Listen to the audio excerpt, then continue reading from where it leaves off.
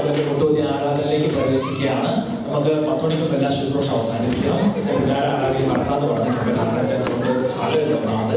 പിന്നെ നിങ്ങൾക്ക് സ്പെഷ്യൽ ശുശ്രൂഷ കാരണം കൊണ്ടുപോകാം. ഞാൻ താലി എടുക്കാൻ പറയുമ്പോൾ കൊണ്ടുപോകാമോ?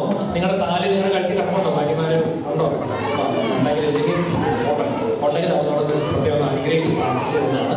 പക്ഷെ പറയേണ്ട സമയത്ത് ഭർത്താവ് എത്തിയുള്ള ഭർത്താവ് ഭാര്യയുടെ താലി ഇങ്ങനെ കൈ പിടിച്ചു ഇല്ലാത്ത രണ്ടൊരു മൂത്തോട് കഴിച്ച് പ്രാർത്ഥിച്ചാൽ മതി. കഴുത്തി കിടന്നത് ഊരുണ്ട. നമുക്ക് ചെറിയ മാലിന്യം കഴിക്കാൻ പാടില്ലേ? ഏതായാലും പൈസണോ നമ്മളത് വിവാഹത്തിന് എടുത്ത പ്രതിജ്ഞകളൊക്കെ ഒന്ന് നവീകരിക്കുന്ന ദിവസം കൂടിയാണ്. ഈശോയെ നന്ദി. ഈശോനെ വിളിച്ച് നമ്മുടെ ഹൃദയത്തിലേക്ക് ക്ഷണിച്ച് പരിശുദ്ധ കുർബാന വെച്ചിട്ട് ആരാധനയാണ്. നമുക്ക് പ്രാർത്ഥിക്കാം. പക്ഷേ നിങ്ങളെല്ലാ കുടുംബങ്ങളും അഭിഷേകം ചെയ്യട്ടെ.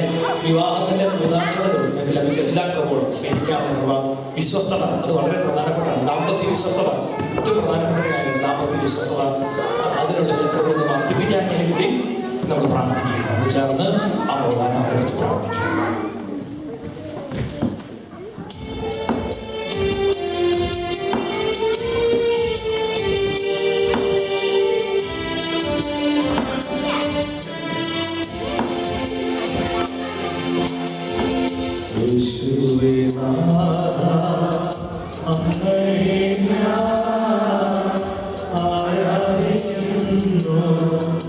Unbedingt,